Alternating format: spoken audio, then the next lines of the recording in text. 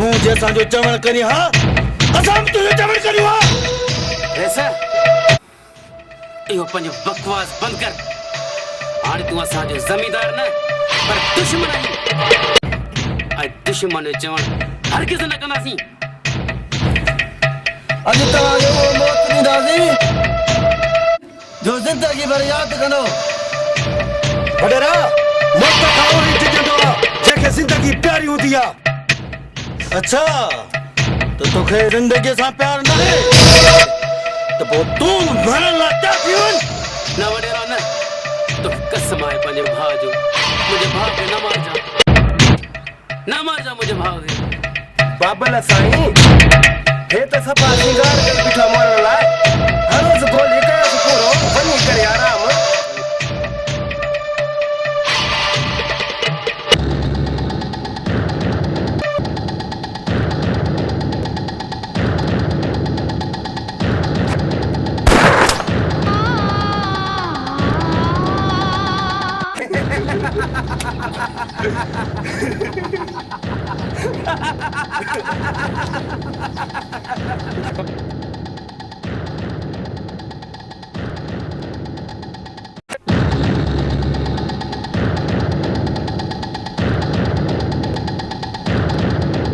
वॾेरा तोखे ज़िंदा कोन छॾींदुसि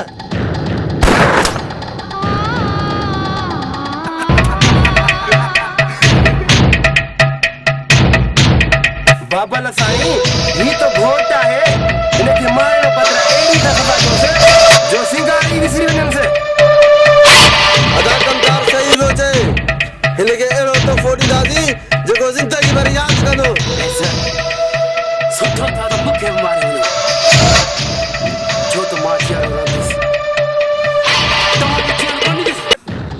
धरती टामो करे छॾींदो टामो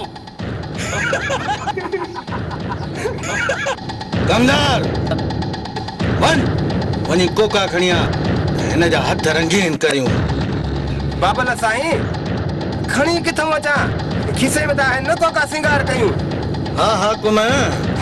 ये तुंहिंजे लाइ सज़ा खोड़ आहे मता चवी वॾेरनि सां संभाल कान लधी हिननि कोकनि मां छा वरंदी का गोली हण दम निकिरी वञे न त तव्हांजो नालो निशान हिन धरती तां मिटाए छॾींदुसि तुंहिंजा ॿार सभु मारे छॾियासीं हाणे तुंहिंजी मंग खणंदासीं मंग सिंगार करे कमदार कुत्ता या पंहिंजी भौंक बंद कर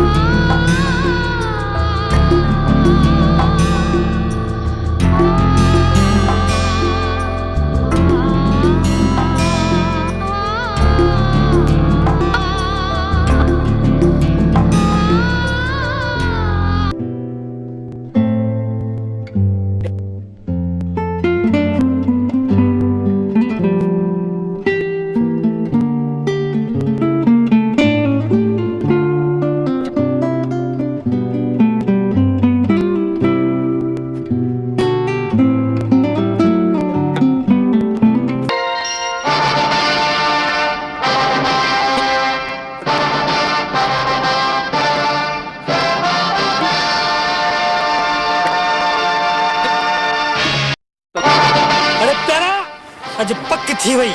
तो तू इंसान ही ना तो बे इंसानियत ही ना रही हाने पराई न्याणी अगवा करे असा जो कद झुकाए छडियो सरदार मुझो ता को कम न वणंदो आ आखिर तानी मर्जी केड़ी आ तुझा कम जेड़ा बेकार होंदा तो को के गाल वणदी सरदार न्याणी का पूछा करियो के रही किथे जे अदा अरे मुझो नालो जन्नत आहे मां हाकिम ऐं रब ॾिनेरी भेण आहियां। वॾेरो हथियार बंदन खे वठी अची असांजे घर ते हमलो कयो। मां पुलिस खे वठण ते वियसि, पर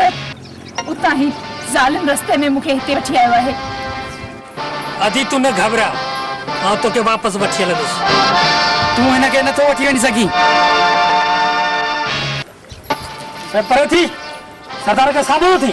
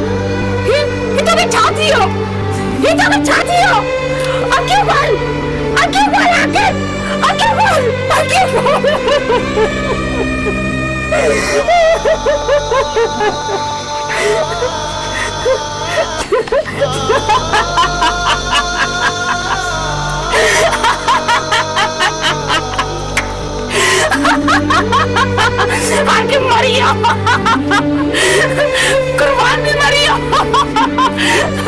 सब मरिया।